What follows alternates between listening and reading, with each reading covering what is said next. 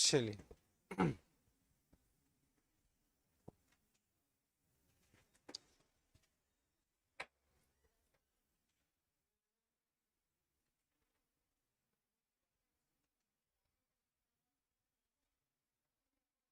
चलिए तो हम लोग देख रहे थे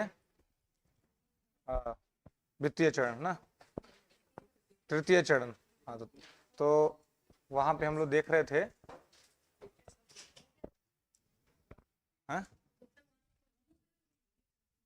वित्तीय चरण हो गया था ना। ठीक है, तीनों फेज हम लोग देख लिए थे कि कौन कौन से फेज थे, है ना। चलिए ऑनलाइन वालों, वॉइस मिल रही है आप लोगों को? चलिए, तो हम लोग देख रहे थे कि ब्रिटिश नीति का भारतीय अर्थव्यवस्था पर क्या प्रभाव पड़ा था, है ना। जो इंडियन इकोनॉमी था, उस इंडियन इकोनॉमी पे किस तरह का इम्पैक्ट हुआ, किस तरह का प्रभाव, वो हम लोग देख रहे थे।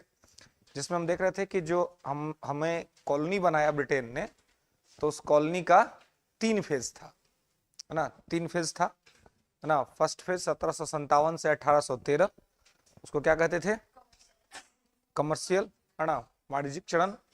और सेकंड फेज था 1813 से 1857, है ना। ये क्या था? हाँ, औद्योगिक पूंजीवाद का चरण था। और उसके बाद था 1858 से 1947, ये क्या था?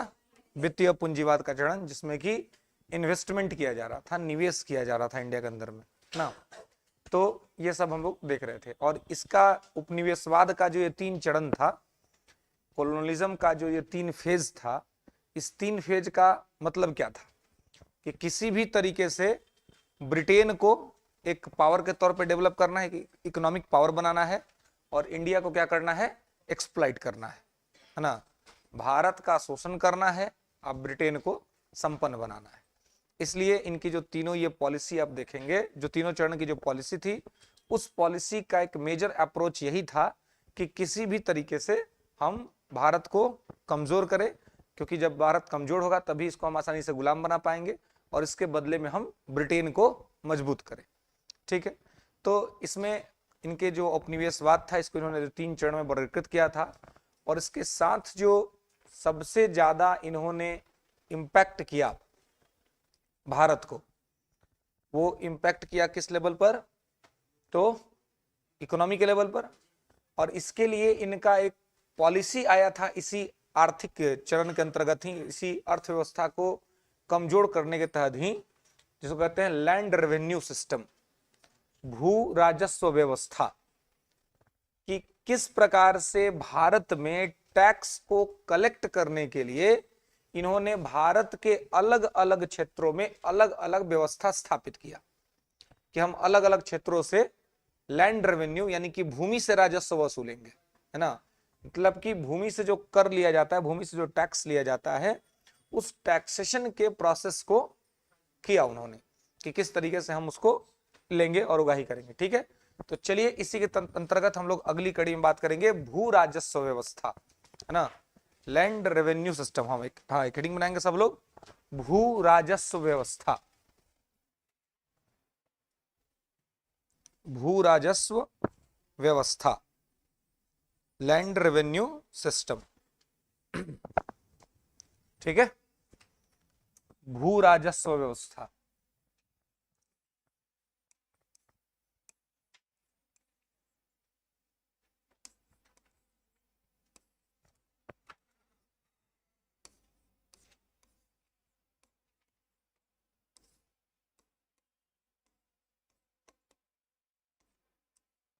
भू राजस्व व्यवस्था, ठीक है, लैंड रेवेन्यू सिस्टम। इसमें आप ये देखेंगे कि किस तरीके से भारत के अलग अलग कॉर्नर में अलग अलग व्यवस्थाएं लागू की गई, और उसके माध्यम से भारत को एक्सप्लॉइट करने का काम किया गया, है ना। कि जहां पर जिस तरह की स्थिति है भारत में, वैसे वहां से क्या करें, हम टैक्स को कलेक्ट करें। ठीक है, तो इस तरह की स्थिति यहां पर अपनाई गई थी। तो भू राजस्व व्यवस्था को अगर देखेंगे आप, तो भारत में मुख्य तौर पर आपको 3 तरह का भू राजस्व व्यवस्था दिखेगा, है ना। लैंड रेवेन्यू सिस्टम जो है वो आपको 3 तरह का दिखेगा, और 3 तरह के लैंड रेवेन्यू सिस्टम में आप ऐसे ही लिखेंगे क्या क्या होगा। तो सबसे पहले तो एक बात होती है अस्थाई बंदोबस्त, अस्थाई बंदोबस्त, है ना, अस्थाई बंदोबस्त, ठीक है। इसको कहते हैं परमानेंट सेटलमेंट, ठीक है। लैंड रेवेन्यू सिस्टम, इसको क्या कहते हैं, परमानेंट सेटलमेंट, ठीक है। इसके बाद है रैयतवाड़ी व्यवस्था, इसको कहते हैं रैयतवाड़ी सेटलमेंट, रैयतवाड़ी व्यवस्था, इसको कहते हैं रैयतवाड़ी सेटलमेंट, ठीक है। और फिर एक है महालवाड़ी व्यवस्था, महालवाड़ी व्यवस्था, महालवाड़ी सेटलमेंट, ठीक है। तो ये 3 तरह की व्यवस्था को आपको देखना है मुख्य तौर पे, है ना, कि अस्थाई बंदोबस्त, रैयतवाड़ी बंदोबस्त और महालवाड़ी बंदोबस्त, ठीक है, महालवाड़ी सेटलमेंट, ठीक है। हाँ, ये नाम ही है महालवाड़ी सेटलमेंट। रैयतवाड़ी को रैयतवाड़ी सेटलमेंट लिखना है, महालवाड़ी को महालवाड़ी सेटलमेंट लिखना है, ठीक है। तो ये 3 तरह की व्यवस्था भारत के अलग अलग क्षेत्रों में लागू थी, है ना। उन क्षेत्रों की स्थिति को देखते हुए कि किस क्षेत्र का जो लैंड है वो किस तरीके का है ना, उसको देखते हुए, ठीक है। तो क्या जी, शादी विवाह का कुछ मैटर हुआ जी? अभी तक नहीं हुआ।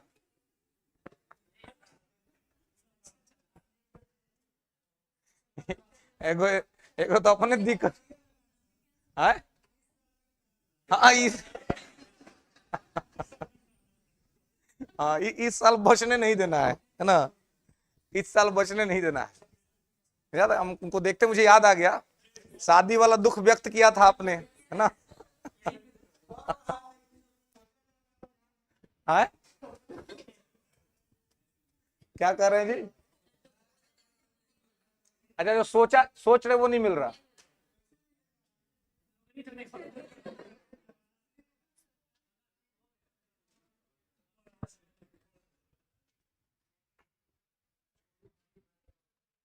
अगर कुछ आपने सोचा है ना, तो सोचा है उनको कहिए कि समर्पित भाव से हो जाइए, है ना। नौकरी का क्या है कि नहीं। देखिए, हम मतलब माता पिता या सब लोग ये सोचता है कि भाई मतलब लड़का जो है वो सिक्योर हो, मतलब अच्छा जॉब कर रहा हो, है ना, जिससे कि वो जो अपनी पुत्री दे रहे हैं उनको कोई दुख ना हो। यही होता है ना, माता पिता का अप्रोच यही होता है। तो इसलिए कहते हैं कि मतलब लड़कों के लिए पढ़ना ज्यादा जरूरी है जी। अब इसका मतलब कि लड़कियों को पढ़ना नहीं है। कैसे, अगर आप नहीं पढ़िएगा तो आपका बगल वाला पढ़ के पास कर जाएगा, तब पास कर लेगा तो आपका वाला मैटर उधर फिट हो जाएगा, है कि नहीं। क्योंकि माता पिता क्या है, माता पिता तो खाली सिलेक्ट खोज रहे हैं, है ना। तो इसलिए मतलब लड़कियों के लिए कोई ना कोई तो पढ़ रहा है कि नहीं, है कि नहीं। लड़कियों के लिए कोई ना कोई पढ़ ही रहा है, वो पढ़ेगा, सिलेक्ट हो जाएगा, माता पिता के पास, बेचारे के पास चाहे जो भी प्रॉपर्टी होगा, कुछ भी होगा, किसी तरीके से प्रयास करेंगे कि हम बढ़िया घर में बढ़िया लड़का से विवाह कर दें। लड़कों के साथ दुर्भाग्यपूर्ण स्थिति कि इनके लिए कोई नहीं पढ़ रहा है ना। इनको स्वयं ही पढ़ना है और स्वयं ही सिलेक्ट होना है। नहीं, वो तो ठीक है, नहीं वो ठीक है कि अगर मान लीजिए कि आप जैसे लड़कियां हैं, पढ़ें, नौकरी ले, बहुत अच्छा बात है ना, उनको लेना चाहिए अपनी सेल्फ डिग्निटी के लिए, आत्मसम्मान के लिए, है ना, लेना चाहिए। लेकिन अगर बाय द वे जो हम सोसाइटी में आप लोग देखते हैं कि मान लीजिए अगर कोई लड़की का जॉब नहीं भी हुआ तो इसका 99% चांस है कि उसको अच्छा लड़का मिल जाएगा, माता पिता खोज के दे देंगे। लेकिन अगर लड़का ई कोनो काबिल न भइलो तो इसका 100% चांस है कोई ना कोई बकलोले भेटे तो नाम मिलता बड़, है ना।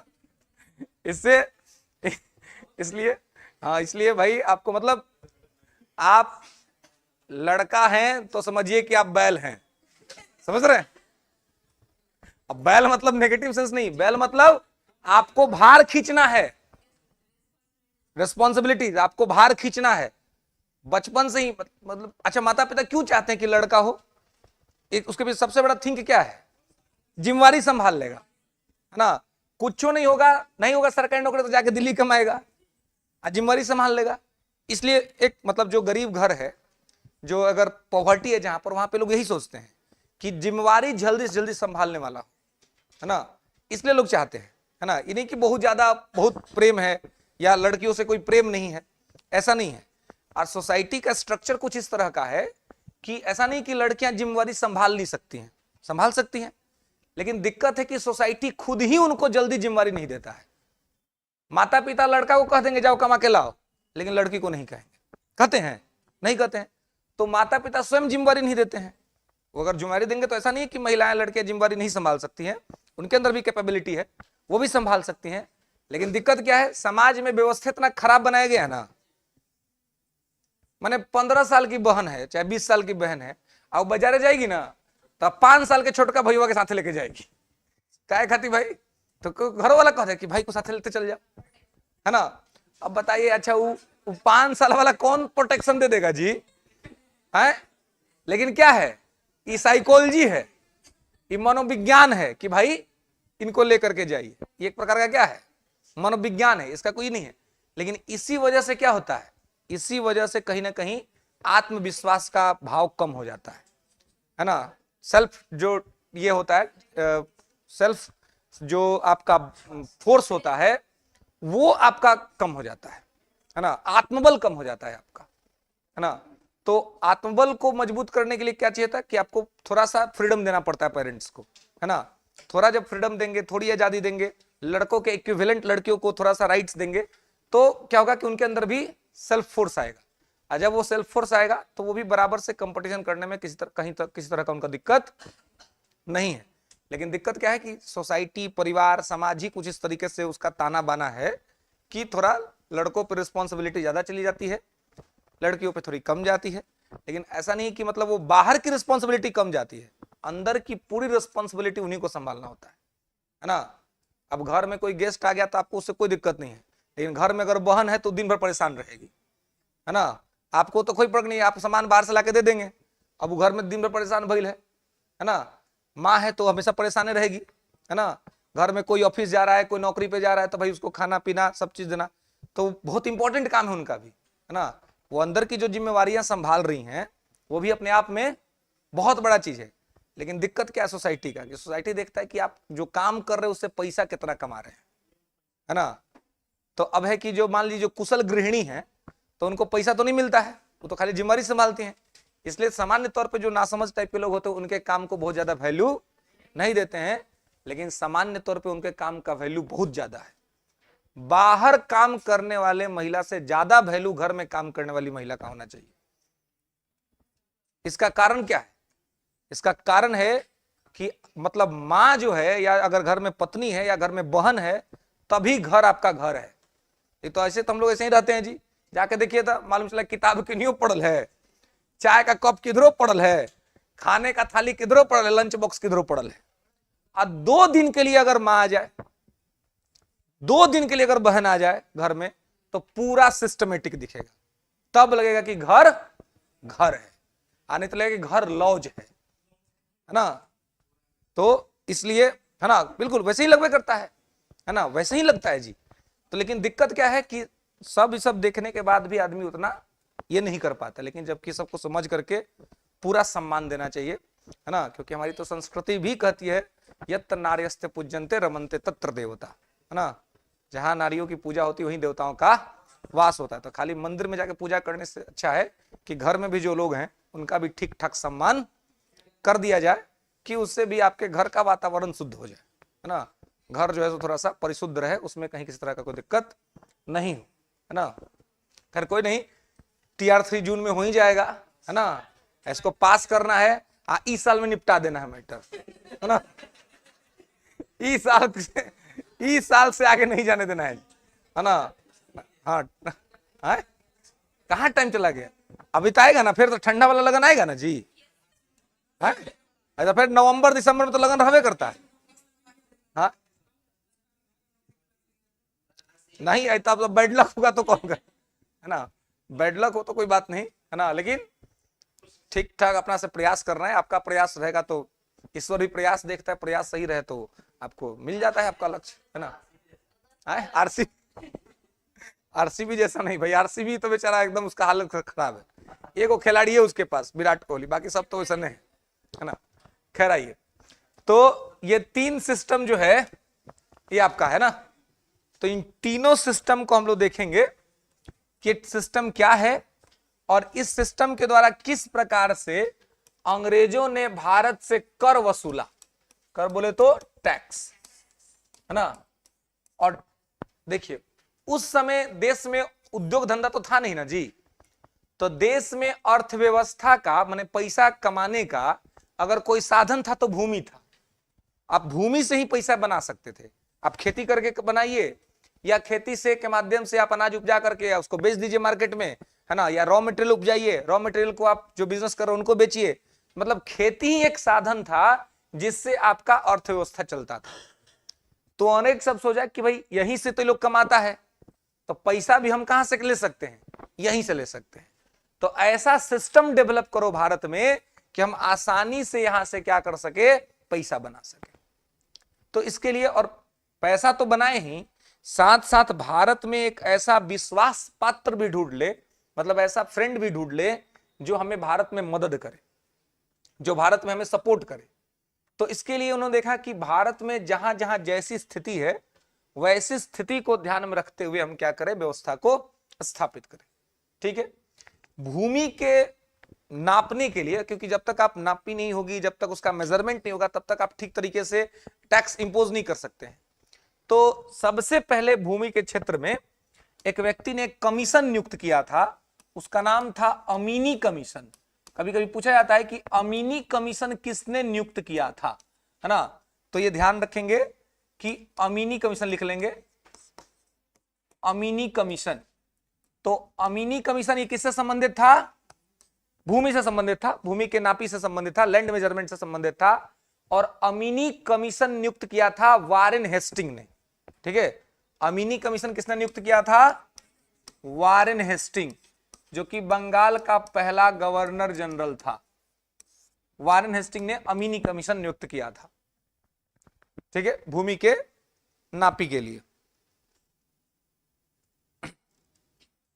ठीक है, तो अमीनी कमीशन। अब देखिए, अब यही ये था आपको, वारेन हेस्टिंग था जिसने बंगाल में द्वैध शासन को खत्म किया था जी, है ना, द्वैध शासन यही खत्म किया था। और लागू किसने किया था बंगाल में, रॉबर्ट क्लाइव ने, और खत्म किया था वारेन हेस्टिंग ने। 1772 में इसको खत्म कर दिया था।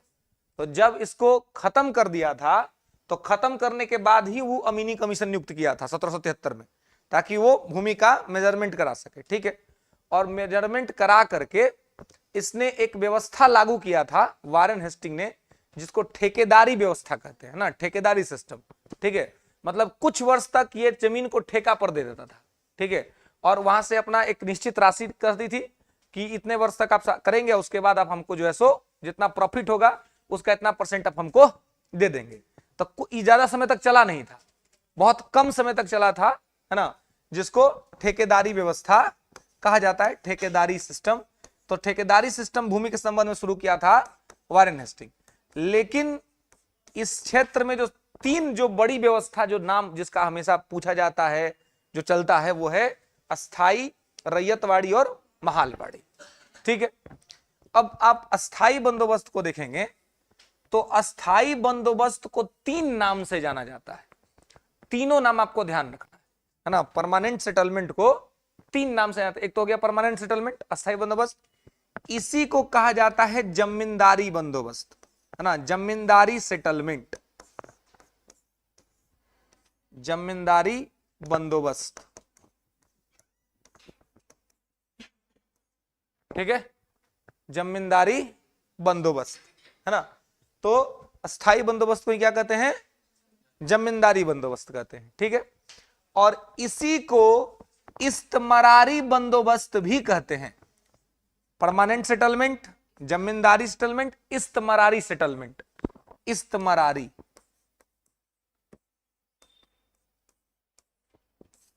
इस्तमरारी सेटलमेंट बंदोबस्त,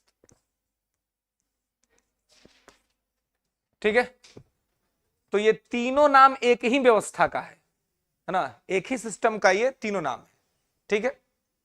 अब देखिए कि अस्थाई बंदोबस्त को जब भारत में लागू करना था तो दो लोगों के बीच में एक विवाद हो गया, एक झगड़ा हुआ कि अस्थाई बंदोबस्त का कैरेक्टर कैसा होगा, अस्थाई बंदोबस्त का नेचर कैसा होगा, किस तरीके से अस्थाई बंदोबस्त को डेवलप किया जाए।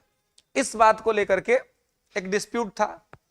तो डिस्प्यूट को सॉल्व कैसे किया गया, दो लोग थे जिनके पास डिस्प्यूट था। देखिए, एक का नाम है जॉन सोर, ठीक है, और एक व्यक्ति हैं जॉन सोर के साथ जो इस बात का बात कर रहे थे कि अस्थाई बंदोबस्त में जमीन का मालिक कौन हो, है ना। इसमें विवाद किस बात का था कि हम ये जो व्यवस्था लागू कर रहे हैं इसमें जमीन का मालिक किसको बनाया जाए, है ना। एक वर्ग था जो कहता था कि जमीन का मालिक जमींदार हो, एक वर्ग था जो कहता था कि जमीन का मालिक किसान हो, क्योंकि एंड ऑफ द टाइम जमीन तो किसानी का है, तो मालिक हम किसान को ही बना करके रखे, है ना। तो अब है कि भाई मालिक किसको बनाया जाए, तो अब था कि अगर जमींदार को मालिक बनाते हैं तो इससे क्या होगा कि एक प्रकार से भारत में एक सपोर्टिव सिस्टम भी अंग्रेजों के लिए हो जाएगा, जो कि भविष्य में हुआ। आप देखेंगे भारत का बहुत सारा जो जमींदार सब थे वो अंग्रेजों का सपोर्ट करते थे, वो लोग अंग्रेजों के साथ था, है ना, लैंडलॉर्ड्स जिनको बोलते हैं। तो ये सब लोग किसका थे, अंग्रेजों को सपोर्ट करते थे।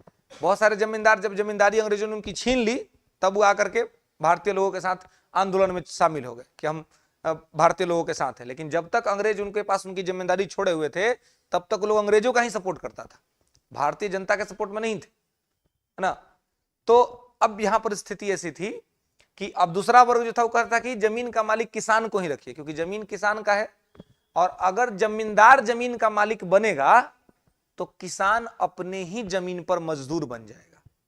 अब मान लीजिए जमीन आपका, अब मालिक किसी और को बना दिया जाए तो आप अपने ही जमीन पर मजदूर हो गए ना, जबकि आप पहले उस जमीन के मालिक थे। तो इससे क्या होगा, इससे शोषण होगा लोगों का, है ना। तो वो कह रहे थे कि भाई शोषण जो है वो इससे बढ़ जाएगा लोगों का, और किसानों को लगेगा कि उनका अधिकार छीन गया। लेकिन फिर भी अंग्रेजों ने जो है यहां पर जॉन सोर और वेलेजली, इन दोनों लोगों को इस बात को लेकर के ये चल रहा था कि हम कौन सी व्यवस्था को यहां पर लागू करें। तो यहां पर हुआ कि भाई हमें जमींदारी व्यवस्था ही लागू करना चाहिए, हमें जमींदारी व्यवस्था ही लागू करना चाहिए, इस बात पर राय बना। इसीलिए इसका नाम आप देखिए कि जमींदारी व्यवस्था भी है, जमींदारी बंदोबस्त।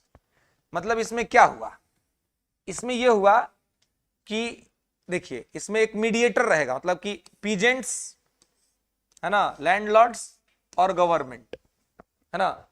अब क्या होगा, तो किसान अपने जमीन पर खेती करेगा, उससे राजस्व वसूलेगा जमींदार, आज जमींदार वसूल के उसको सरकार तक पहुंचा देगा, है ना। इसका मतलब क्या हुआ कि अब यहां पर किसानों का शोषण होगा, है ना, क्योंकि जमींदार अधिक से अधिक वसूलेगा तब ना अपने पास बचा भी पाएगा, फिर सरकार को दे भी पाएगा। तो इस व्यवस्था में अधिक से अधिक शोषण हुआ था किसानों का, ठीक है, जमींदारी व्यवस्था में, जिसमें जमींदार जो थे वो किसानों से उनका टैक्स वसूलते थे, और टैक्स वसूल करके सरकार को देते थे। कहता है कि जितना वसूला जाता था उसका 89% गवर्नमेंट लेती थी, ठीक है, 11% जमींदार के पास रह जाता था, जितना कुल वसूला जाता था उसका 89% सरकार को और 11% जमींदार को। तो ज्यादा से ज्यादा वसूलने का कोशिश होता था। आज सबसे बड़ा ड्रॉबैक जो भारत के लिए था इसका क्या था इस व्यवस्था में, कि जमीन का मालिक अपने ही जमीन पर किसान बन गया, मतलब अपने जमीन पर मजदूर बन गया, है ना। किसान का जमीन था उसको लेकर के जमींदार को दे दिया गया और जमींदार सब जो है सो यहां से वसूलता था, वसूल करके सरकार को देता था। इस व्यवस्था में एक सिस्टम था, एक कानून था जिसको कहते थे सनसेट लॉ। कभी पूछा जाता है कि सनसेट लॉ यानी कि सूर्यास्त कानून, कि सनसेट लॉ किससे जुड़ा हुआ था, तो सनसेट लॉ इसी व्यवस्था से जुड़ा हुआ था, है ना, अस्थायी बंदोबस्त से। सनसेट लॉ में क्या था, तो सनसेट लॉ जो था सूर्यास्त कानून, इसमें व्यवस्था यह थी कि जैसे कि जमींदारों को भी एक डेट निश्चित रहता था कि इतना डेट तक टैक्स वसूल करके आपको सरकार को दे देना है। अगर उस डेट तक आप टैक्स वसूल करके सरकार को नहीं देते हैं तो आपकी जमींदारी छीना जाएगी, यह व्यवस्था था, है ना। जैसे कि मान लीजिए आज कितना 18 तारीख है ना, तो 18 तारीख जो है 18/4/2024 है, तो मान लीजिए कि किसी ठेकेदार का डेट था जमींदार का कि भाई 18 तारीख तक आपको at any how at any condition अपने क्षेत्र का टैक्स वसूल करके सरकार तक पहुंचा देना है, ठीक है। 18 तारीख आज हो गया। अब 18 तारीख को जब सूर्यास्त हो जाएगा यानी कि शाम हो जाएगा, सनसेट हो जाएगा, तो सनसेट के बाद अब सरकार देखेगी कि कहां का जमींदार है जो हमको इस डेट तक अभी तक पहुंचाया नहीं है। तो देखेगी कि जहां का जमींदार अभी तक नहीं पहुंचाया है उसी दिन सनसेट के बाद उसकी जमींदारी नीलाम कर दी जाती थी। अब उसकी जमींदारी की बोली लगती थी। अब फिर वहां का आसपास का कोई जमींदार उस जमींदारी को खरीद लेता था, तब उस जमींदार से जमींदारी क्या होती थी, छीना जाती थी। अब नया जमींदार जो बनता था उससे ब्रिटिश सरकार को डबल फायदा, एगो तो जमींदारी लेने के लिए पैसा दिया, अब चूंकि उस क्षेत्र का अभी तक टैक्स कलेक्ट नहीं हुआ है तब सरकार कहेगी कि तुम वहां का टैक्स कलेक्ट करके हमको दो, है ना। तो सरकार ये भी चाहती थी कि जमींदार सब टाइम पर नहीं दे तो ज्यादा अच्छा है, नहीं देगा तो दोहरी फायदा होगा ना। एक तो हम उसका जमींदारी नीलाम कर देंगे, तो नीलाम करेंगे तो जो खरीदेगा वो नीलामी का पैसा देगा, है ना। और दूसरा क्या होगा, तो एक तो नीलामी का पैसा देगा और उसके बाद दूसरा जो होगा वो क्या होगा कि अब उसको कहेंगे कि अब तुम टैक्स वसूल करके ला करके दो, क्योंकि बाकी सब टैक्स अभी तक नहीं वसूला है। तो टैक्स वसूल के ला के देगा तो दोहरी फायदा हो जाएगा। इसलिए इसमें सनसेट लॉ भी चलता था। कहा जाता है कि यह जो व्यवस्था थी अस्थाई बंदोबस्त, ये ब्रिटिश भारत के 19% क्षेत्रों में लागू था, 19% क्षेत्र में यह लागू था। इस व्यवस्था का जो विचारक था, जिसने इस व्यवस्था का विचार दिया था, माना जाता है कि उस विचारक का नाम जो था वो था फिलिप फ्रांसिस, है ना। उसने क्या किया था, उसने विचार दिया था, है ना। लेकिन इस व्यवस्था को भारत में जिसने लागू किया उसका नाम था लॉर्ड कॉर्नवालिस ना। कॉर्नवालिस ने इसको लागू किया था, ठीक है। तो एक हेडिंग बनाएंगे अस्थायी बंदोबस्त, लिखेंगे थोड़ा,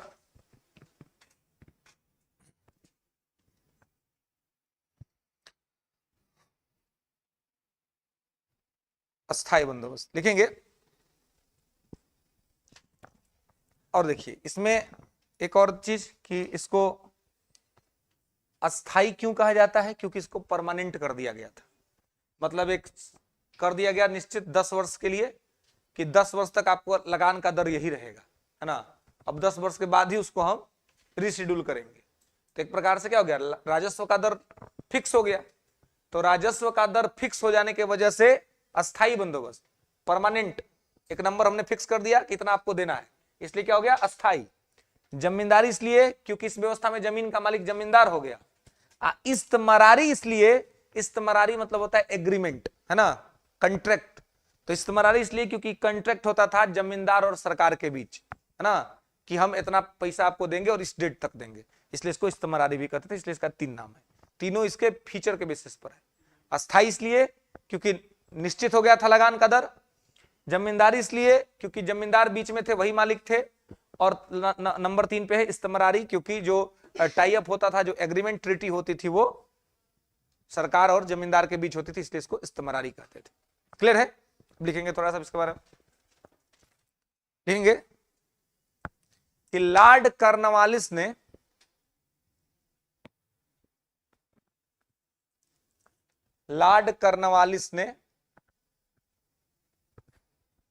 वार्षिक लगान के स्थान पर एनुअल, वार्षिक लगान समझ ना, जो पहले एनुअल लिया जाता था, एनुअल टैक्स, हाँ, तो वार्षिक लगान के स्थान पर 1790 ईस्वी में, वार्षिक लगान के स्थान पर 1790 ईस्वी में 10 वर्षीय लगान व्यवस्था लागू की।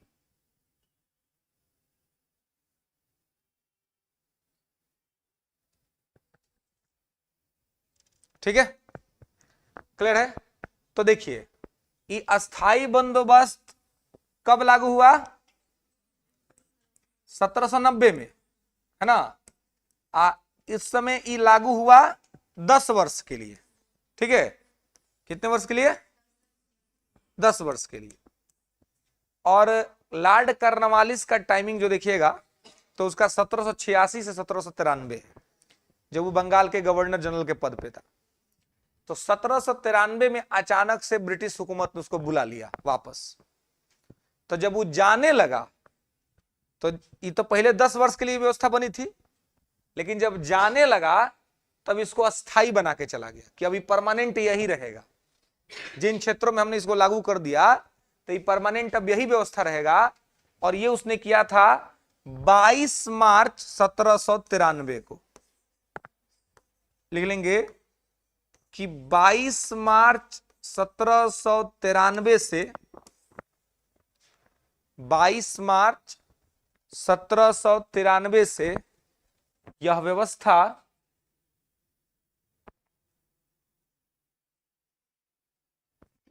व्यवस्था अस्थाई बंदोबस्त के तौर पे लागू हो गई।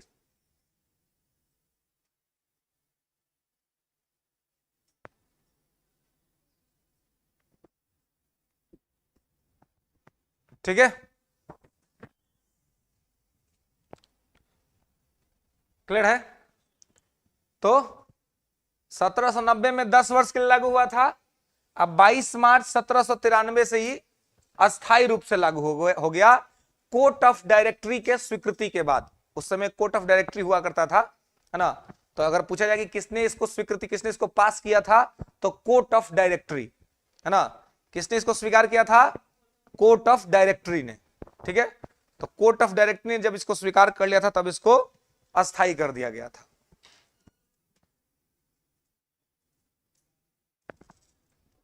ठीक है, हाँ, जॉन सोर ने रिकमेंड किया था। ठीक है, चलिए नेक्स्ट लिखेंगे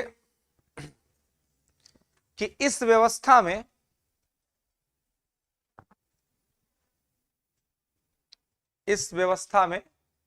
भू राजस्व व्यवस्था, इस व्यवस्था में भू राजस्व व्यवस्था हमेशा के लिए अस्थाई कर दिया गया। भू राजस्व व्यवस्था हमेशा के लिए अस्थाई कर दिया गया।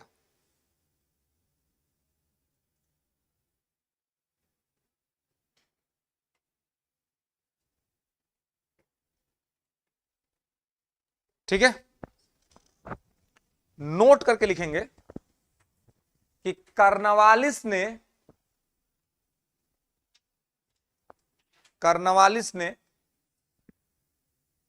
एक अध्यादेश द्वारा, अध्यादेश को ऑर्डिनेंस कहते हैं इंग्लिश में, कॉर्नवालिस ने एक अध्यादेश द्वारा यह नियम बना दिया कि अध्यादेश, ऑर्डिनेंस, कॉर्नवालिस ने एक अध्यादेश द्वारा यह नियम बना दिया कि किसी जमींदार के मृत्यु के बाद, किसी जमींदार के मृत्यु के बाद, किसी जमींदार के मृत्यु के बाद उसकी जमींदारी, उसकी जमींदारी मतलब कि उसको जो भूमि था उसके पास, उसकी जमींदारी उसके उत्तराधिकारियों में बांट दी जाएगी। जो सक्सेसर्स हैं उनमें क्या कर दिया जाएगा, बांट दिया जाएगा।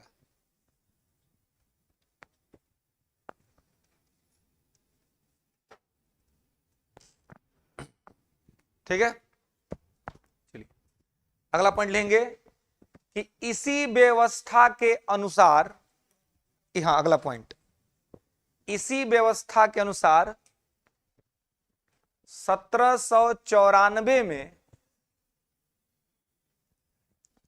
इसी व्यवस्था के अनुसार 1794 में सूर्यास्त कानून लागू किया गया था, सनसेट लॉ, सूर्यास्त कानून लागू किया गया था।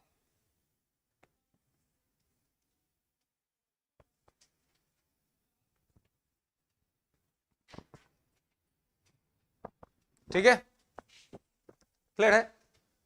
तो अब देखिए, तो सूर्यास्त कानून भी हमने आपको बता दिया क्या होता है, कि जिस दिन का डेट फिक्स किया गया है सनसेट लॉ, तो उस डेट तक अगर आपने पैसा दे दिया तो ठीक है, और अगर आकर आपने नहीं दिया तो फिर आपकी जमींदारी नीलाम कर दी जाएगी, है ना, आपका जमींदारी बेच दिया जाएगा, फिर दूसरा कोई लेगा, और फिर जो लेगा वो पैसा अदा करेगा, और फिर उससे कहा जाएगा कि आप टैक्स कलेक्ट करके हमको दीजिए। आगे फिर लिखेंगे नोट करके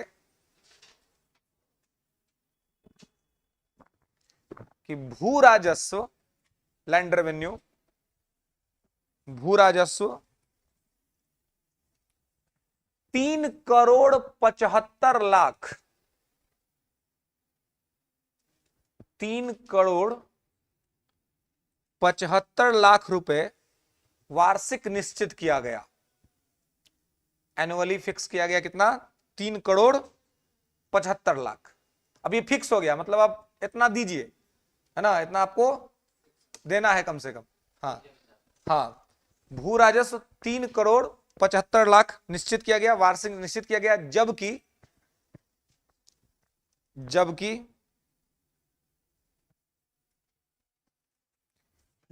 किसानों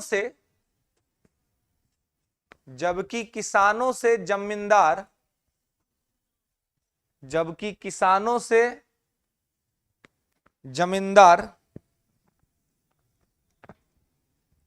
लगभग 13 करोड़ वसूल करते थे, लगभग 13 करोड़ वसूल करते थे।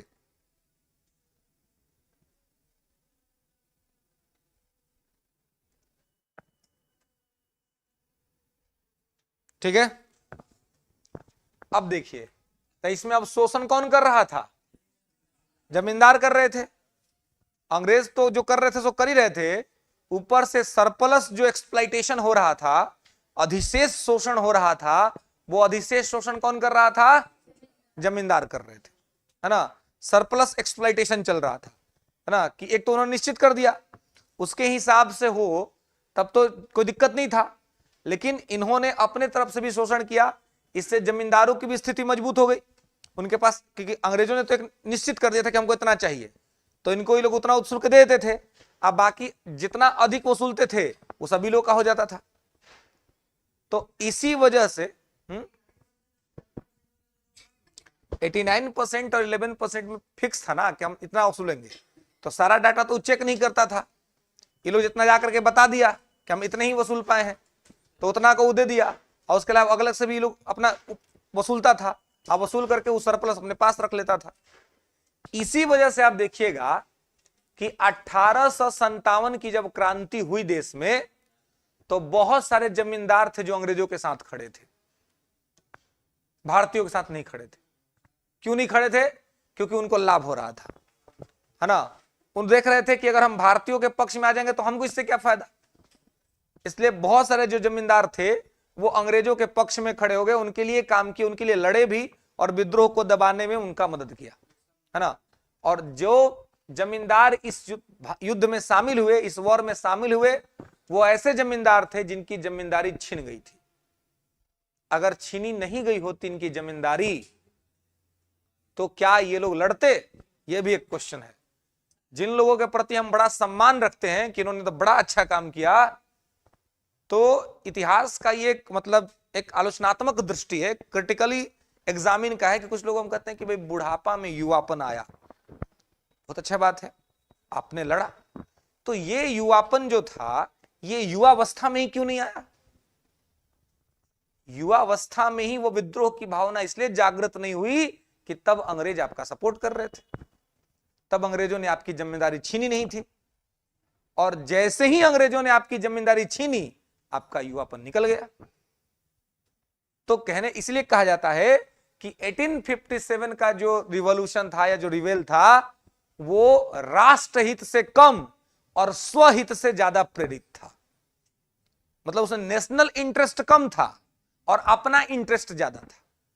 सब कोई अपने अपने हित के लिए लड़ रहा था, सबका अपना इंटरेस्ट था। किसी का राज छीना गया था तो राज के लिए लड़ रहा था, है ना, किसी का जमींदारी छीना गया था तो जमींदारी के लिए लड़ रहा था, किसी को टैक्स का भार बढ़ गया था तो टैक्स को कम करने के लिए लड़ रहा था, सेना के अंदर में जो भारतीय सिपाही थे उनको पैसा कम मिलता था तो वो उसके लिए लड़ रहे थे। यानी हर लोग अपने अपने व्यक्तिगत हितों से प्रेरित होकर के इसमें पार्टिसिपेट कर रहे थे। इसी वजह से 1857 का जो कैरेक्टर था वो नेशनल नहीं हो पाया, वो रीजनल होकर के रह गया, है ना, जिसका रीजन था कि सब लोग अपने अपने हितों से ही प्रेरित थे। इसलिए जब आप देखते हैं कि जब गांधी आते हैं गांधी युग में, तो गांधी कहता है गांधी ने इंडियन नेशनल मूवमेंट को क्रिएट किया, मतलब सभी लोगों को एक साथ जोड़ा और सभी को यह समझाया कि भाई सबका शत्रु एक ही है, अंग्रेज।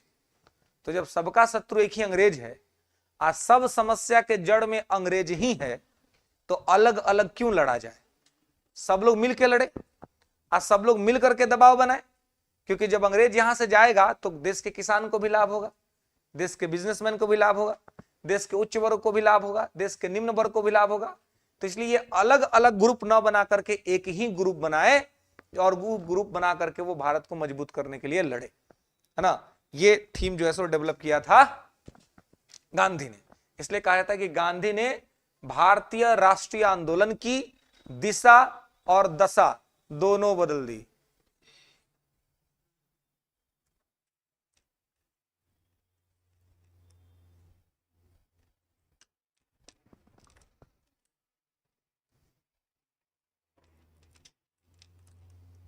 क्लासमैन है जी, वहां रिप्लाई करना जरूरी है,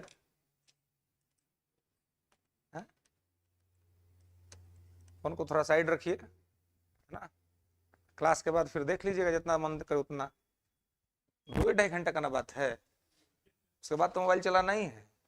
मोबाइल से तो हम लोग पीड़ित हैं, लेकिन शोषित हैं हम लोग मोबाइल से, पता नहीं है लेकिन हम लोग शोषित हैं, एक्सप्लॉइटेड हैं। अंग्रेजों को पढ़ के एक्सप्लॉइट करके आज मोबाइल हम लोग को एक्सप्लॉइट करके जा रहा है? तो एक्सप्लॉइटेशन, तो क्योंकि अगर हम अपना एक फिक्स टाइम है पढ़ाई लिखे का, उस टाइम में भी अगर हम इन सभी चीजों में अगर इन्वॉल्व हो जाए तो फिर तो हम समझिए कि हम लोग मेंटली स्लेवनेस के शिकार हो गए, है ना, मानसिक दासत्व तो हो गए हम लोग ना, कि मतलब पूरी तरीके से क्या हो गया, हम उसी के कब्जे में चले गए, है ना। और ये मतलब हमारे देश की सबसे बड़ी समस्या बन गई है ना। वो सब तो जो इस सब किसके लिए बना था, ये बना था कि जिसके पास टाइम नहीं है ना, अब बिजनेसमैन है, अच्छा खासा कुछ कर रहा है, तो वो कम्युनिकेशन कर लेगा, तुरंत कम्युनिकेशन कर लेगा। और स्थिति ऐसी है कि वैसे लोगों के पास आज भी टाइम नहीं है फोन देखने का, है ना। आज जितना जो देश में बेरोजगारी है, अनएम्प्लॉयमेंट है ना, तो मोदी जी ने उस अनएम्प्लॉयमेंट को मोबाइल के माध्यम से ढकवा दिया है ना। सब लोग कुछ ना कुछ तो कर ही रहा है ना, अपने मोबाइल से जुड़ा हुआ है पूरा इंडिया, है ना। और सब लोग इसका शिकार है, लेकिन प्रयास करें कि इससे हम लोग डिस्टेंस मेंटेन करें, उतना ही प्रयोग में लाए जितना कि बहुत आवश्यक हो, है ना, उससे ज्यादा नहीं, नहीं तो फिर ये अपने आप से ही अपने आप का एक्सप्लॉइटेशन है। और मजे की बात यह है कि समझ में नहीं आता है ना, हमें पता ही नहीं चलता है कि हम अपने आप से अपने आप का शोषण कर रहे हैं। और ये समझ में आता है बहुत समय बाद, जब थोड़ा टाइम वाइम निकल जाएगा, समय में सब चला जाएगा, तब लग तो क्या टाइम कहाँ बर्बाद हुआ भाई, तब याद पड़ेगा कि मोबाइल में है ना, चैट में, इंस्टाग्राम के रील्स में, यूट्यूब के रील्स में, फेसबुक के रील्स में, है ना, आईपीएल में, है ना। एगो तो ये आईपीएल इतना खराब चीज आगे बताइए, मैंने पूरा देश जो है वो रात को 7 बजे से लेकर के 11 बजे तक तो लगता है कर्फ्यू के कंडीशन में चला गया है ना। आए? आए? आए? रोजगार नहीं करता। हाँ हाँ हाँ, माई 11 पर सब पैसा भी कमाता है। अरे तो वो भी एक प्रकार का क्या है जी, जुए ना है। ये करे इसको कहेंगे, हाँ इसको क्या कहेंगे, इसको हाई फाई जुआ कहेंगे, है ना, थोड़ा स्टैंडर्ड लेवल का है, लेकिन ये ठीक बात नहीं है। चलिए आइए, तो यहां पर इसको आपको ध्यान रखना है, ठीक है। और गलती से भी अब नेक्स्ट टाइम से नहीं दिखना चाहिए हाथ में फोन क्लास के, और ठीक ना, तो दिक्कत हो जाएगा जी, है ना। वो क्या करेंगे वो तो हम जानते हैं, है ना, है ना। तो ये कर रहा था हम तो पता है, जो लोग तो नया है, जो लोग पहले से उन लोग को मालूम है कि क्या होता है ना, ये तो हम किए हैं, तो नया बात नहीं कर रहे हैं, है ना। तो फोन अगर दिख जाए तो हाथ में, तो फिर फोन वाले के पास भेज देंगे, है ना। चलिए, हाँ, है ना, क्लास के टाइम में फोन साइड, है ना। हाँ हाँ, चलिए आइए, तो यहां पर अब लिख लेंगे जो हमने स्टार्टिंग में आपको बताया था कि ये ब्रिटिश भारत के 19% क्षेत्रों में लागू था। कभी कभी मिलान करने के लिए दे देता है, कितना परसेंट में लागू था, 19% में लागू था। ब्रिटिश भारत के 19% क्षेत्रों में लागू था, ठीक है।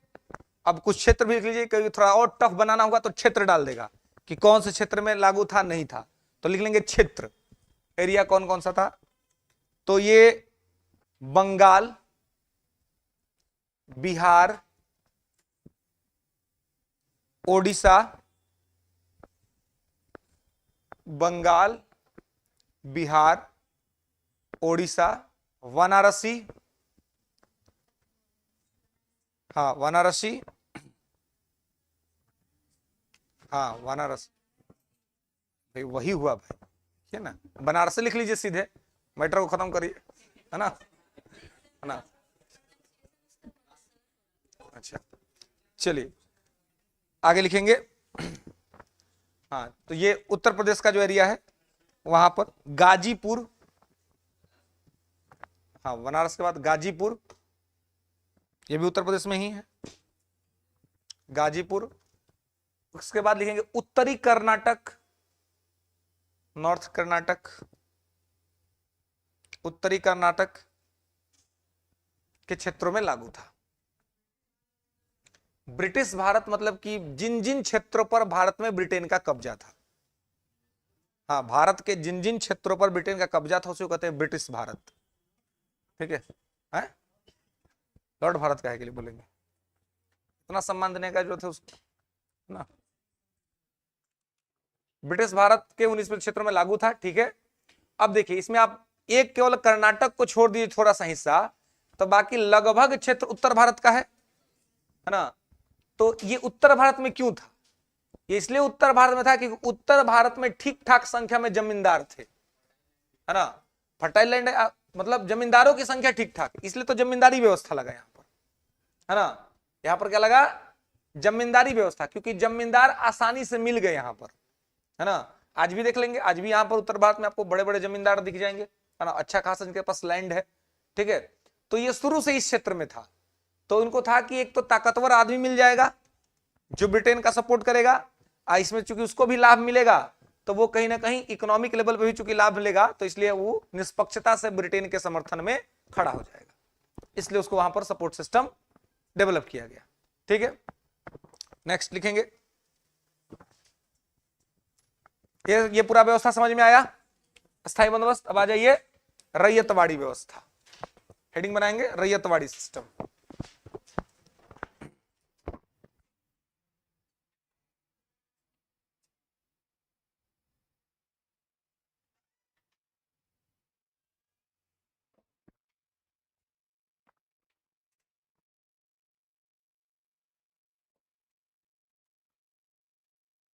चलिए हाँ क्या लिखे हैं, रैयतवाड़ी व्यवस्था।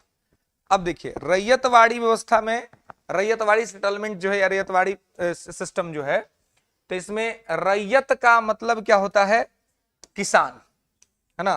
रैयत का मतलब किसान, कभी कभी यही पूछ लेता है कि रैयत का मतलब क्या होता है, तो रैयत का मतलब किसान, है ना, लिख लेंगे कि रैयत का मतलब किसान। ठीक है, तो रैयतवाड़ी व्यवस्था मुख्य तौर पे आप देखेंगे तो दक्षिण भारत में था, है ना, मुख्य तौर पे दक्षिण भारत में लागू किया गया था। ठीक है, लिख लेंगे कि रैयतवाड़ी व्यवस्था मुख्य तौर पर दक्षिण भारत में लागू किया गया था। तो दक्षिण भारत में लागू किया गया था, इसका मतलब समझ रहे हैं कि दक्षिण भारत में लागू किया गया था क्योंकि दक्षिण भारत में जमींदारों का अभाव था। वहां जमींदार तब भी नहीं थे, आज भी नहीं है, है ना, मतलब जमींदार टाइप के लोग जो है वहां पे तब भी नहीं थे और आज भी नहीं है। ठीक है, तो अब यहां क्या है, किसान थे।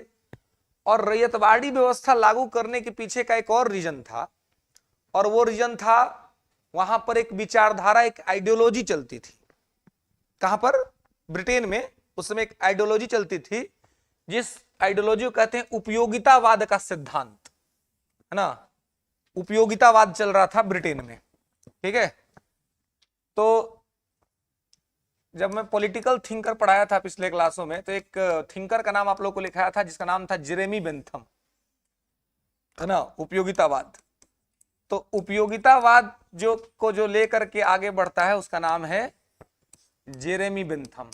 इसी थिंकर का ये सिद्धांत था और ये ब्रिटेन का है, जेरेमी बेंथम। ठीक है, उपयोगितावाद, है ना, तो यूजफुलनेस इसको बोलते हैं।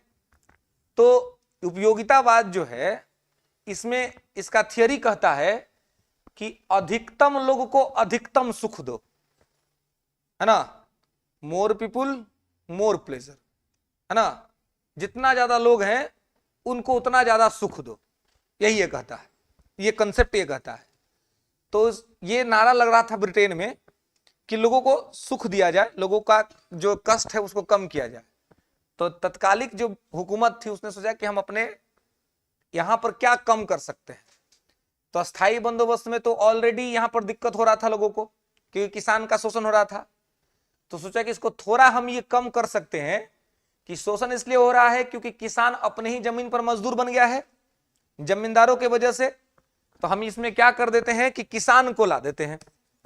अब क्या होगा कि इसमें बीच में कोई ब्रोकर नहीं होगा, कोई सेटलमेंट नहीं होगा, जो भी सेटलमेंट होगा वो सरकार और किसान के बीच में होगा। सेटलमेंट किसके बीच होगा, सरकार और किसान के बीच, है ना। तो इसमें कर दिया सरकार यानी कि गवर्नमेंट, और गवर्नमेंट के बाद किसान। इसमें हो गया कि सीधे सरकार जो है वो किसान से टैक्स वसूल लेगी, अब बीच में कोई ब्रोकर नहीं रहेगा। इसका फायदा यह होगा कि किसान अपने जमीन का मालिक रहेगा, किसान अपने जमीन पर मजदूर नहीं बनेगा। तो और इस व्यवस्था को दक्षिण भारत में लागू किया गया। इसका रीजन यही था कि दक्षिण भारत में ऑलरेडी जमींदार थे ही नहीं, तो आप किसको वहां पे बनाइएगा। तो आवश्यकता के हिसाब से आप उन्होंने डेवलप कर दिया कि रैयतवाड़ी व्यवस्था में कि सरकार और किसान के बाद पास आपस में अपना सेटलमेंट हो गया। और ये व्यवस्था रिजल्ट था किसका, उपयोगितावाद का, है ना। उपयोगितावाद जो चल रहा था उसी का रिजल्ट था ये। ठीक है, तो लिख लेंगे कि रैयतवाड़ी व्यवस्था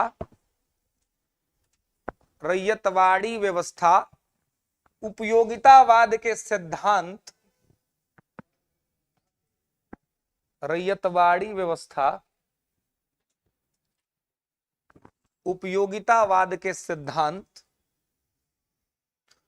रैयतवाड़ी व्यवस्था उपयोगितावाद के सिद्धांत पर आधारित था।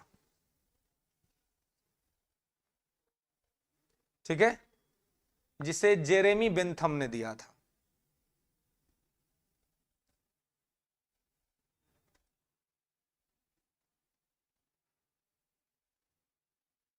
ठीक है, जिसे जेरेमी बेंथम के द्वारा दिया गया था।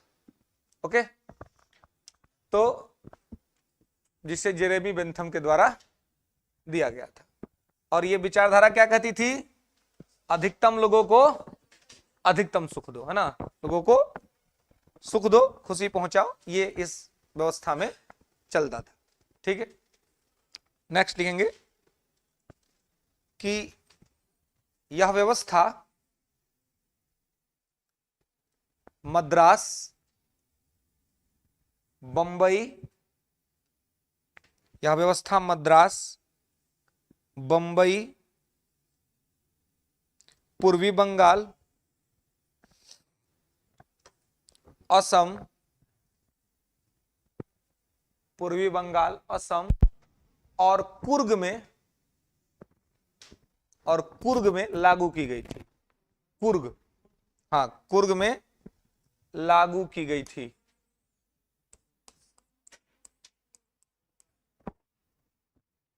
कुर्ग में लागू की गई थी। ठीक है, बलूचिस्तान में पड़ता है कुर्ग, ना। ठीक है,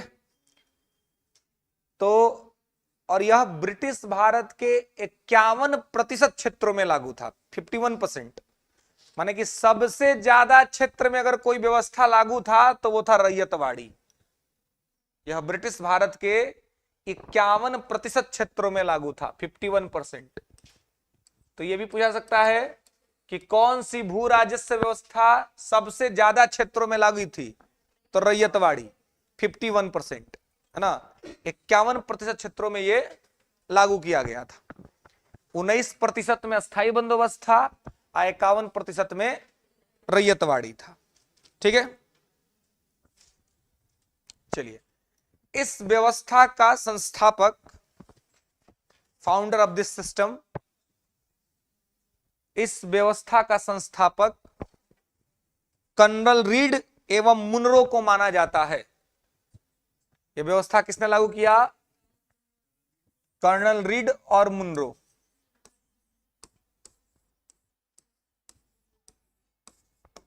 कर्नल रीड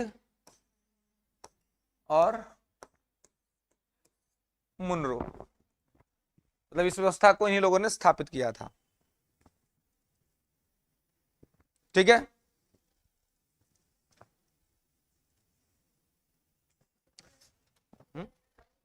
नहीं देखिए, ये इसको स्टार्ट किया तो सबसे पहले इसको 1792 में कर्नल रीड ने 12 महल क्षेत्र में लागू किया था। नोट कर लिखेंगे कि सबसे पहले 1792 में, सबसे पहले 1792 में 1792 में 12 महल जिले में, तमिलनाडु में पड़ता है, हाँ, 12 महल जिले में इसे लागू किया गया था।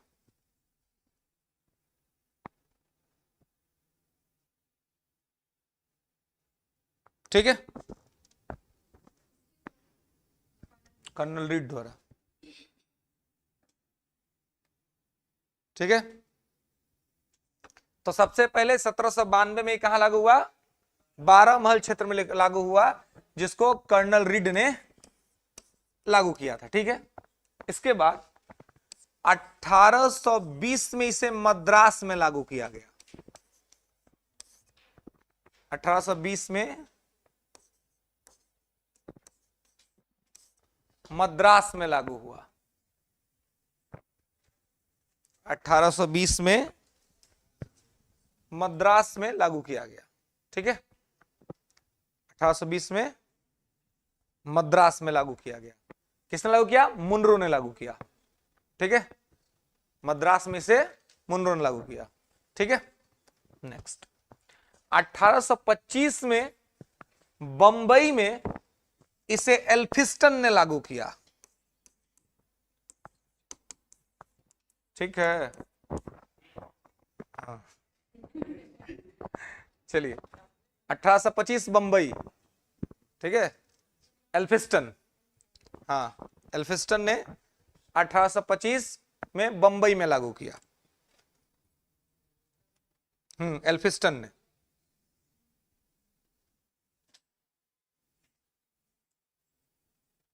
ठीक है, चलिए, तो इस तरह से ये अलग अलग क्षेत्रों में लागू हुआ।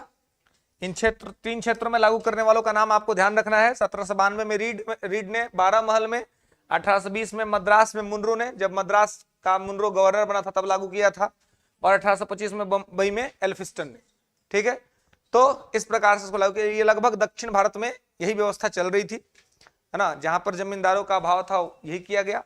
और चूंकि उपयोगितावाद का सिद्धांत था तो प्रयास किया गया कि भारत के अधिकांश क्षेत्रों में इसको लागू किया जाए ताकि किसानों का थोड़ा कम शोषण हो और किसानों से सीधे हम कनेक्टिविटी बना ले। ठीक है, अब इसका मतलब ये नहीं था कि अंग्रेज चाहते थे हमारा कल्याण नहीं चाहते थे। इस व्यवस्था में उनका फायदा ये था कि वो चाहते भी थे कि हम एक ऐसा व्यवस्था डेवलप करें कि हमारा सीधे किसान से संपर्क हो।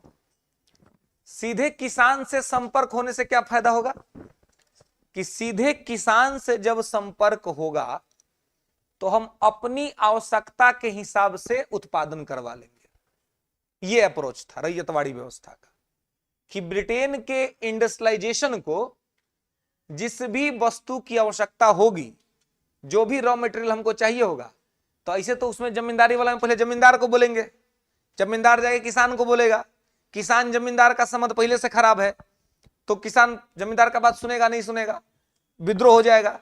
इसलिए अच्छा है कि सरकार स्वयं ही किसानों से क्या करे, कनेक्टिविटी कर ले। किसान जो जिस फसल की आवश्यकता है उसको वो कह देगा, उपज जाएगा, कोई दिक्कत नहीं होगा। अब चाय उपजवाना है, अफीम उपजवाना है, नील उपजवाना है, जूट उपजवाना है, तो ये कैसे होगा? रैयतवाड़ी में आसानी से हो जाएगा।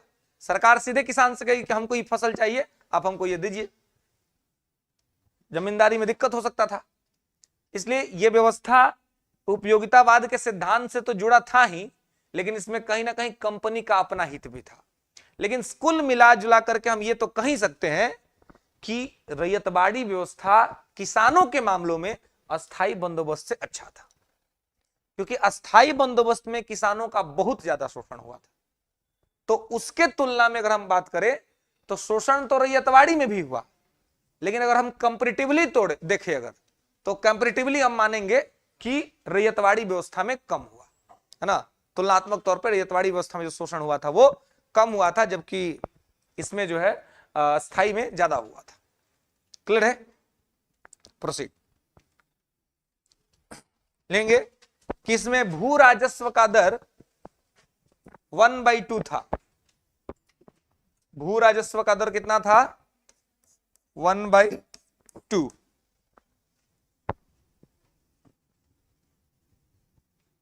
इसमें भू राजस्व का दर 1/2 था, है ना, यानी 50%। ठीक है, भू राजस्व का दर था 50%, यानी कि जितना उपजेगा उसमें 50% चल जाएगा सरकार को और 50% रह जाएगा किसान के पास। ठीक है, तो इसमें 1/2 का जो है वो रेशियो रखा गया था। क्लियर है? चलिए नेक्स्ट आइए, महालवाड़ी व्यवस्था, महालवाड़ी सेटलमेंट। इसमें क्या होता था?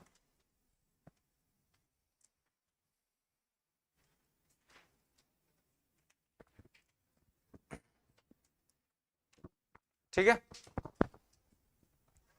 एक बात इसमें ध्यान रखेंगे कि रैयतवाड़ी व्यवस्था में एक नियम यह था कि अगर जैसे इसमें था ना कि सनसेट लॉ, वैसे इसमें एक नियम था कि अगर ये टैक्स जमा नहीं कर रहे हैं तो फिर इनका जमीन तब जब्त कर लिया जाएगा, है ना। अगर ये टैक्स अगर किसान टाइम पर अपना टैक्स नहीं दे रहे हैं तो इनका जमीन सरकार जब्त कर लेगी, अगर आप टैक्स पे नहीं कर रहे हैं तो इसमें जब्ती की व्यवस्था था, मतलब कि वो ऑक्युपाई कर लिया जाता था किसके द्वारा? सरकार के द्वारा। अगर ये टैक्स नहीं दे पाए तो, अगर टैक्स दे रहे हैं तो कोई दिक्कत नहीं है, और ये अपने जमीन के मालिक स्वयं है तो ये अपने जमीन के साथ इनको क्या करना है ये खुद तय करेंगे, उसमें सरकार इन्वॉल्व नहीं होती थी। लेकिन जो सरकार इनको समय सीमा देती थी टैक्स जमा करने का, उसके अंदर में इनको टैक्स जमा कर देना होता था। अगर ये टैक्स जमा नहीं करते हैं तो ऐसी स्थिति में इनके साथ इनकी जमीन जो है सो छीन ली जाती थी। अनाज देते थे, पैसा देते, जो आप दे सकते हैं, आपको उसका वैल्यू करना। अगर आप पैसा दे रहे हैं तो जितना उपज हुआ है उसका मार्केट वैल्यू के हिसाब से आप उसका पैसा देंगे, 50% उसको बेचेंगे, या उसका मार्केट प्राइस क्या कॉस्ट आ रहा है, और नहीं तो आप अनाज के तौर पे देंगे तो उसको स्वयं बेच करके अपना निकाल लेंगे पैसा। तो आपको वो देना था, वो चाहे आप जिस रूप में दे। जो टैक्स आपको फिक्स किया गया। नेक्स्ट, महालवाड़ी व्यवस्था, महालवाड़ी सेटलमेंट। लिखेंगे कि महाल शब्द से अर्थ है गांव अथवा जागीर। मतलब महाल का अर्थ क्या है? गांव अथवा जागीर।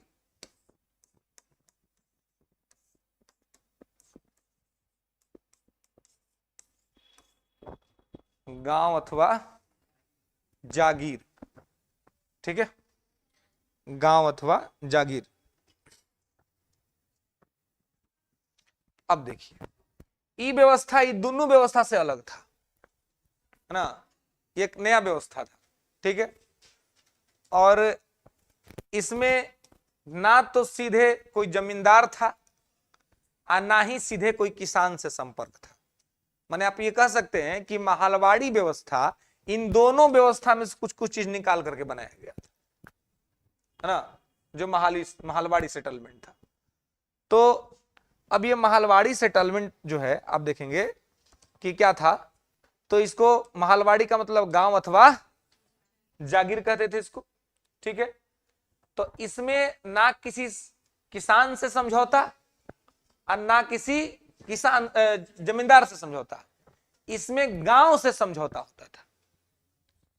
एक गांव का हेड आदमी को चुना जाता था और वहां पर एक ये लोग अपना सरकारी अधिकारी नियुक्त करता था, अंग्रेज सब। उस अधिकारी को कहते थे नंबरदार या लंबरदार, उसका नाम होता था नंबरदार या लंबरदार। और उसका अब जिम्मेवारी होता था कि वो पूरा गांव से टैक्स कलेक्ट करके सरकार तक पहुंचा दे। तो इसमें गांव से समझौता होता था, गांव में एक अधिकारी रहता था, ब्रिटिश रेजिडेंट रहता था, और वो अपना टैक्स कलेक्ट करता था पूरा गांव से, अपनी सरकार को पहुंचा देता था, ठीक है। तो इसमें इन दोनों व्यवस्था से एक अलग व्यवस्था थी।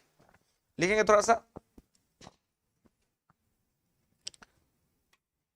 लेंगे कि 1819 में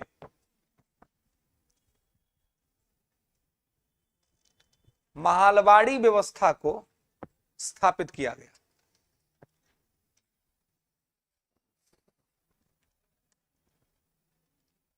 ठीक है।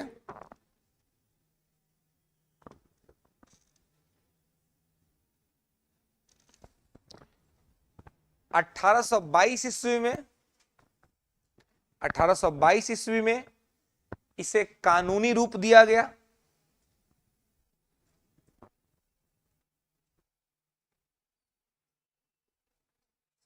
ठीक है।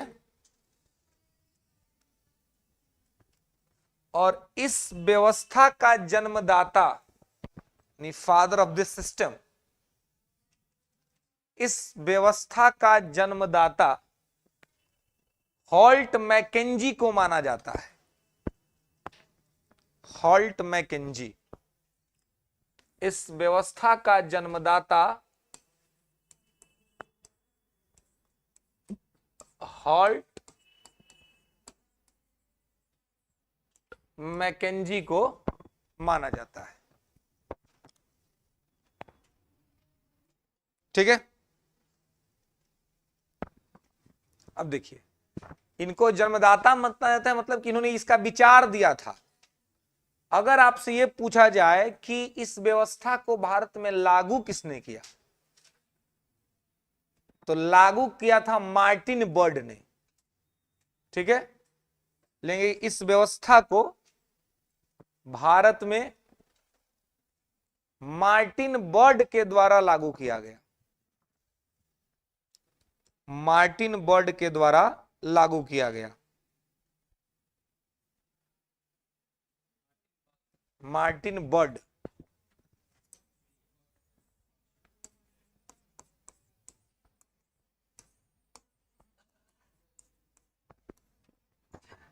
मार्टिन बर्ड के द्वारा लागू किया गया, ठीक है। और एक और आदमी था जो इस व्यवस्था से जुड़ा हुआ था, जिसने इसको आगे बढ़ाया, उसका नाम था जेम्स टॉमसन। जेम्स लिखेंगे कि जेम्स टॉमसन ने जेम्स टॉमसन ने इस व्यवस्था को आगे बढ़ाया।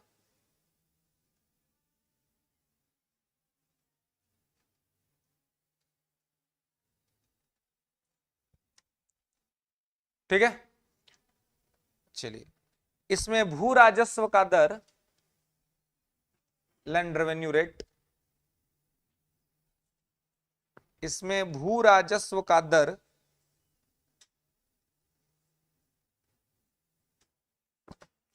2/3 था, 2/3 टॉमसन को। हाँ, विलियम बेंटिक ने टैक्स के संबंध में लिखा था ना, ये क्या बात हो रहा है, टैक्स का बात हो रहा है, अभी व्यवस्था का बात हो रहा है ना, फिर अप्लाई करना है थोड़ा, है ना। चलिए आगे आइए, तो यहां पर इसको 2/3, है ना, क्या हुआ था, 2/3 इसमें निश्चित किया गया था कि जो रेट होगा, रेट ऑफ रेवेन्यू, वो क्या होगा, 2/3 होगा। अब देखिए, अब 1/2 ज्यादा है कि 2/3 ज्यादा है जी, 2/3 ना, ये 2/3 हो गया ना, तो 50% ज्यादा हो गया ना, है ना, तो है, हाँ, तो ये क्या हो गया आपको 2/3, यानी कि आप समझिए कि सबसे ज्यादा रेवेन्यू रेट मान के चलिए इसी में था, है ना, क्योंकि इसमें जो है आपको 2/3 हिस्सा चल जाता था, है ना, और उसके बाद जो बचता था वो किसानों का, उसके बाद उसमें से आपका किसान का लागत भी है ना, उसमें वो अपना जो इन्वेस्टमेंट किया है, फसल ऐसे ही थोड़ी हो जाता है, उसको फसल जाके काटने का भी देखिए, जैसे कि अब गांव के अंदर में आप देखेंगे गेहूं लोगों ने काट करके अब उसका दौरी हो रहा है, गेहूं अब निकल रहा है, तो अब गेहूं तो आ गया घर में, लेकिन उस गेहूं को घर तक लाने के लिए आप किसानों का कितना मेहनत और कितना पैसा लगा है ना, उसको पानी देने में, उसमें खाद देने में, उस बीज को डालने में, तमाम तरह के खर्चे आए हैं, है ना, हाँ, तो बिल्कुल उसे एंड ऑफ द टाइम दौरी कराने में, है ना, जो दौरी करा तो उसमें उसको देना है, ऊपर से जब कटता है, तो जब कटता है तो जो जो काटने वाले लोग होते हैं वो भी लेकर के जाते हैं, है ना, क्या बोलते हैं उसको, बन बोलते हैं ना,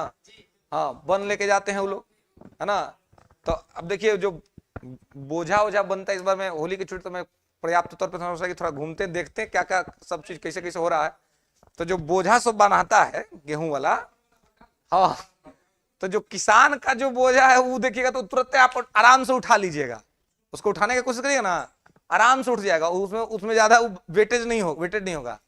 और वो जो लोग अपना जो बांधता है बन वाला, वो इतना हुमच के बांधता है कि वो आपको कह दीजिए कि उठा लीजिए ना, तो हालत खराब हो जाएगा, है ना, तो उसमें जो वो लोग जो बांधता है ना, तो कहते हैं कि भाई बात जो बांधा जाता है बोझा को, तो उसमें होता है कि भाई आपको पूरा मतलब ध्यान रखना है कि बहुत बढ़िया से बंधा है, तो उसमें सब एग्जाम्पल दिया है बड़ा अच्छा कि देखिए बोझा को ऐसा, बोझा और चोर को बांधने का ही मोल है ना, जितना बढ़िया से बांधिएगा वो उतना मतलब कसाएगा, और कसाएगा तो वो खुलेगा नहीं, है ना, नहीं तो अगर मान ली माथा पर लेके आप जा रहे हैं और कहीं बीचे में खुल गया, तो समझिए कि पूरा आपका मेहनत जो है सो बर्बाद हो जाएगा, है ना।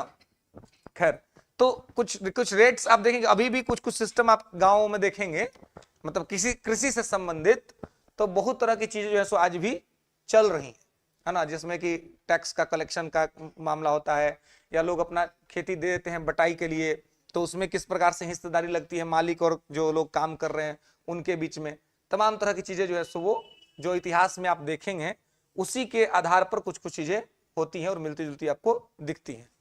तो 2/3 पार्ट जो है सो यहां पर आपको, हाँ,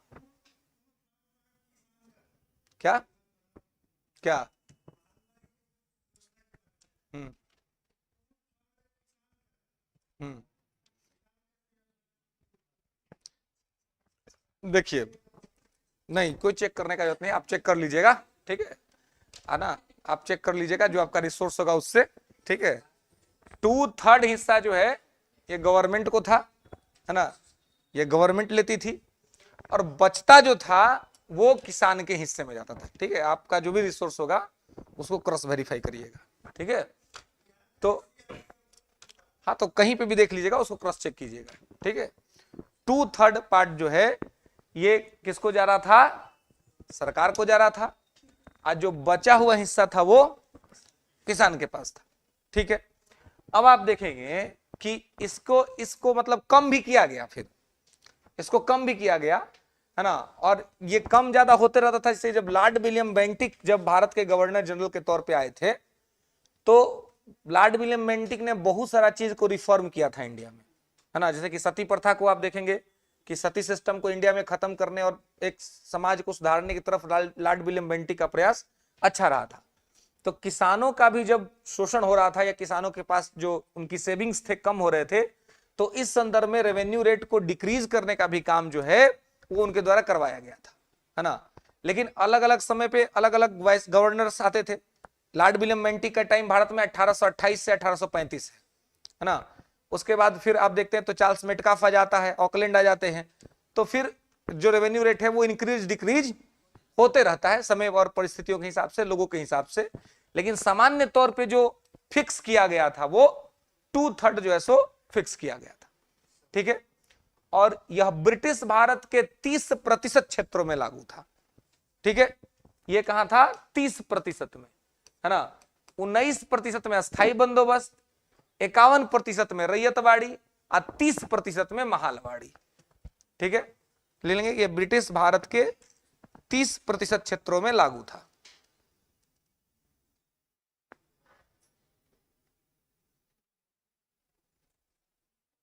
ठीक है,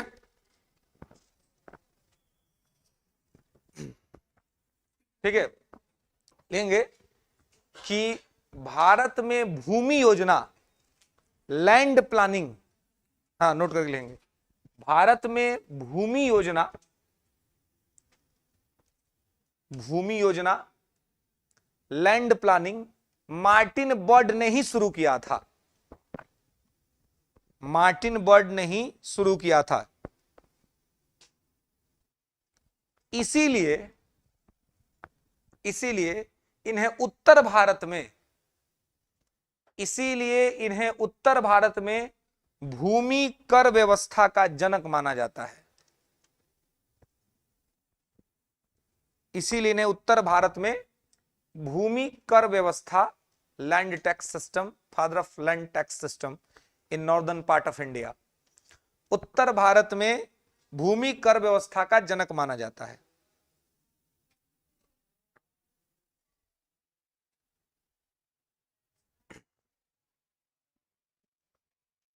father of land tax in northern part of India.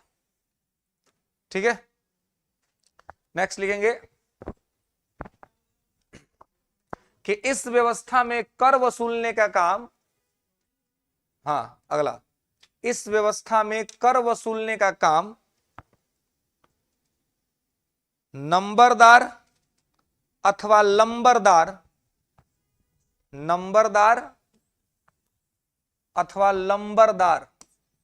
ये नाम है। ठीक है, इसको ऐसा ही लिखना है, इंग्लिश में भी लिखना हो तो ऐसा ही लिखेंगे, नंबरदार और लंबरदार। नंबरदार अथवा लंबरदार कहा जाता था किसको? अधिकारियों को, जो अधिकारी टैक्स वसूलते थे।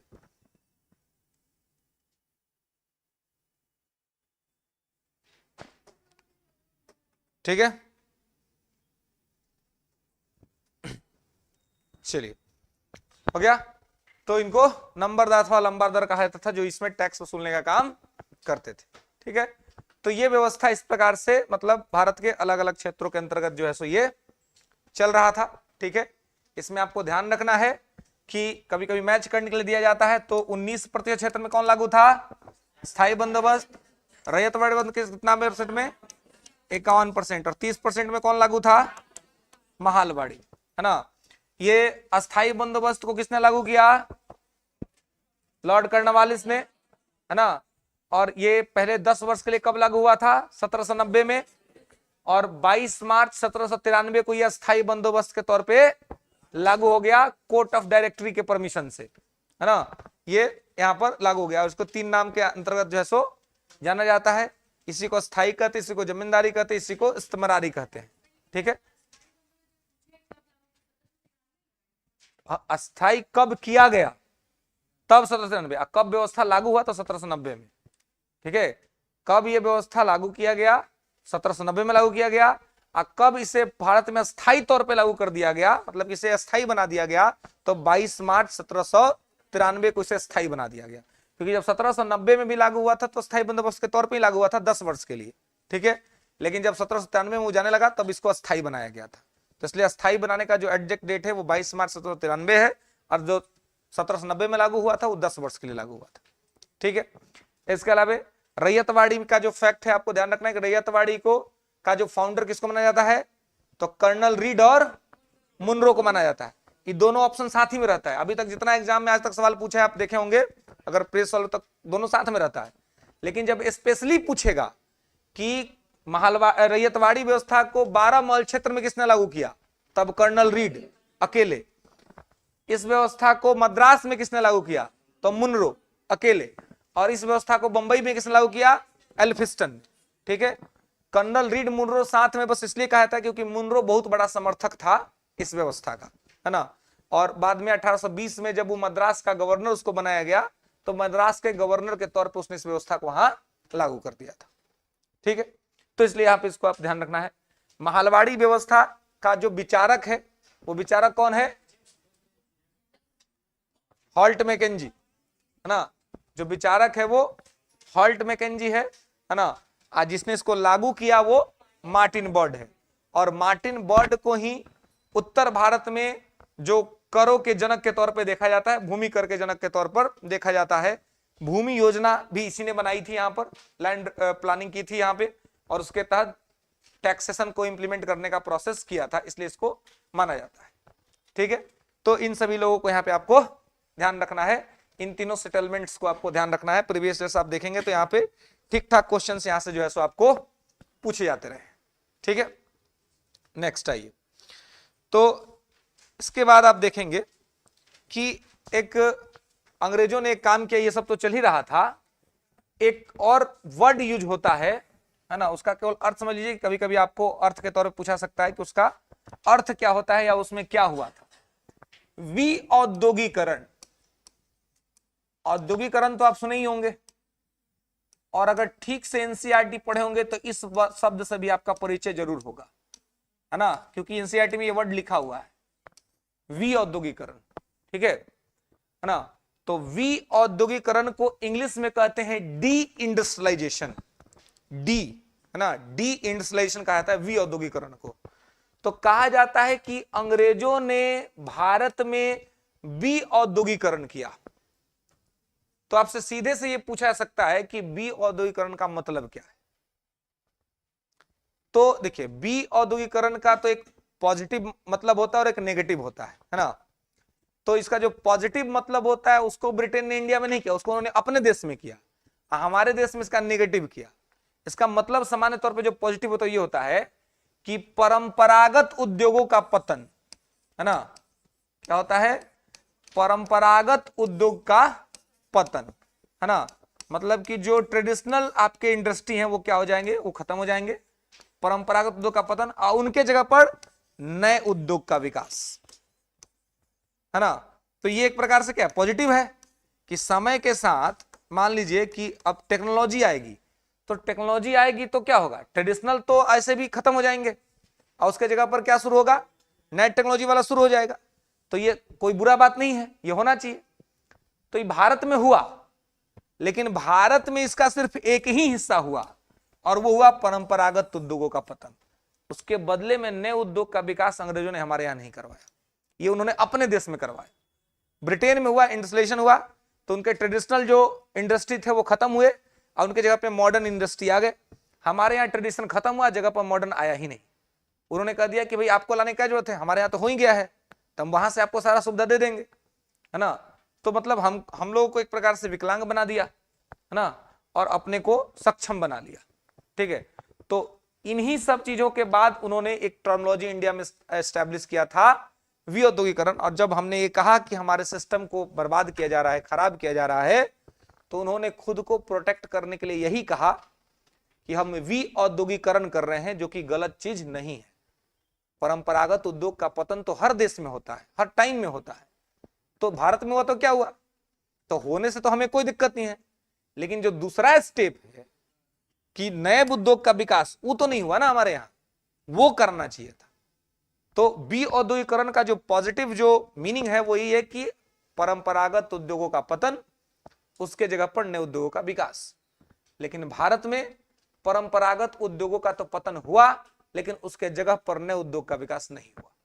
इसलिए भारत में गरीबी, भुखमरी, कुपोषण, अकाल, ये सब चीज भारत में आया और भारत के लोग गरीब हुए इसी कारण से, क्योंकि एक तो इधर टैक्स लेकर के हमें बर्बाद किया, हमारे कृषि को बर्बाद किया, उसके बाद हमारे उद्योग को भी चौपट कर दिया, है ना, उद्योग धंधा को भी खत्म कर दिया वी औद्योगिकरण को ला करके, है ना।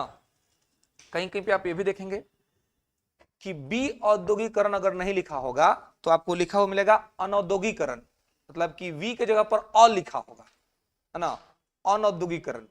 ठीक है, तो इसका मतलब एक ही है, अगर है ना वी औद्योगिकरण लिखा हुआ है या अनौद्योगिकरण लिखा हुआ है तो दोनों का मतलब एक ही है। इंग्लिश में लिखा होगा तो बस एक ही वर्ड लिखा होगा, डी इंडस्ट्रियलाइजेशन। ठीक है, जिसका सीधा सा मतलब क्या है, परंपरागत उद्योग का पतन, नए उद्योग का विकास। लेकिन भारत में इसका एक ही चरण हुआ, परंपरागत उद्योग का पतन हुआ, बदले में नए उद्योग का विकास नहीं हुआ।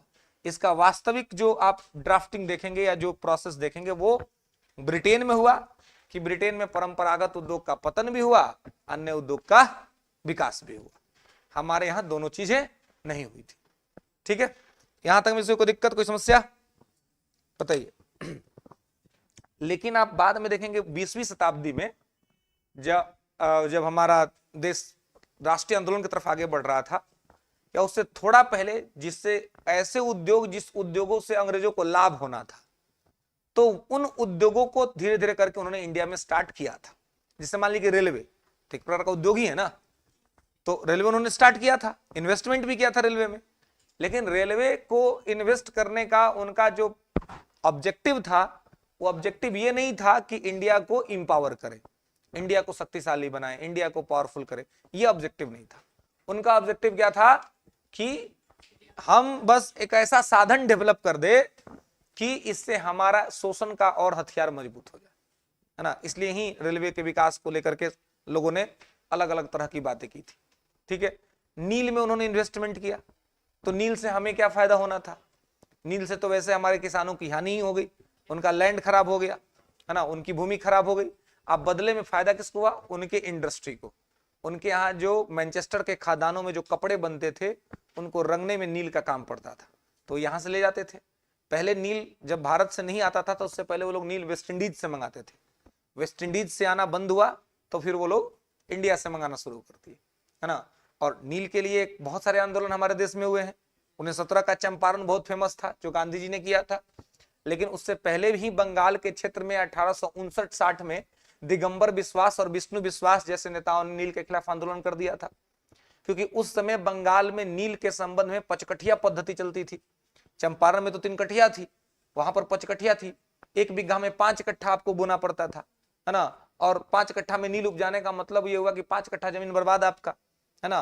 फिर उस जमीन पे आप चाहिए कि धान गेहूं उपजा लीजिए, तो खाद्यान्न फसल नहीं होगा, बंजर हो जाता था पूरा जमीन। तो आप समझिए कि किस स्थिति में इन्होंने इंडिया को ढकेला अपनी पॉलिसीज के माध्यम से, और ढकेल करके इंडिया को एक्सप्लॉइट करने का काम किया। ठीक है, तो ये था पूरा आपका भू राजस्व व्यवस्था, क्या लागू हुआ, कैसे लागू हुआ और किस तरीके से लागू हुआ। नेक्स्ट क्लास में इसके आगे देखेंगे कि फिर अकाल कैसे आया था, अकाल में कौन कौन से आयोग बने थे, अकाल आयोग का अध्यक्ष कौन था, और फिर ड्रेन ऑफ वेल्थ किस प्रकार से हुआ। ठीक है, यहां तक बताइए, किसी को कोई दिक्कत कुछ